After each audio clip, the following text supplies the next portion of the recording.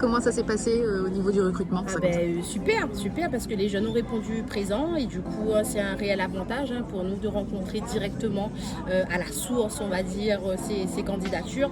D'autant plus qu'on a des entreprises qui recrutent. C'est un réel avantage en fait de les proposer l'opportunité et puis de voir aussi leur posture, comment ils se présentent. Et c'est une présélection, on va dire, et puis d'opportunité de les amener sur une définition en fait de leur projet professionnel. On propose des formations dans le service à la personne, dans le commerce, dans le numérique et dans le marketing. Au niveau du service à la personne, on avait des postes à prendre tels que l'assistant de vie de famille ou la petite enfance. En règle générale, les candidats qu'on a reçus, c'était des candidats qui étaient très motivés. J'ai même revu des candidats que j'avais pu avoir en entretien, donc ça prouve vraiment qu'ils étaient très motivés. Le but de ma présence, donc, c'est trouver des jeunes, forcément de les accompagner, trouver une bonne formation dans le domaine du transport et de la logistique. On a des postes dans tout ce qui est la logistique, donc plus particulièrement le technicien en logistique d'entreposage, mais également le bac+2 logistique.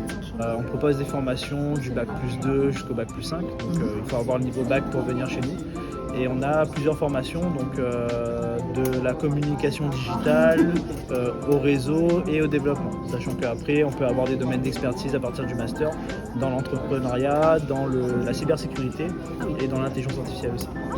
Alors, on a eu pas mal de personnes de BTS Communication du coup, qui sont intéressées par la com. Quelques-uns également sur les métiers techniques. Voilà, c'est des flux tendus, donc il y a toujours de la demande en tout cas en communication et même en réseau et télécommunication. Là, c'est le moment en fait de postuler, sachant que les entreprises seront bientôt disponibles pour remplacer leurs alternants, donc c'est le moment jamais.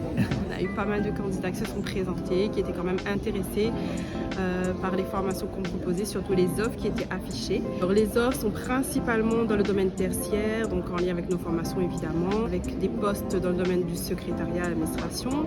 On a aussi en comptabilité et également des postes de vendeurs pour un magasin de prêt-à-porter à Saint-Denis. On adore travailler avec la mission locale. Si vous avez quand même une grosse base de futurs alternants, futurs apprenants qui nous intéressent évidemment.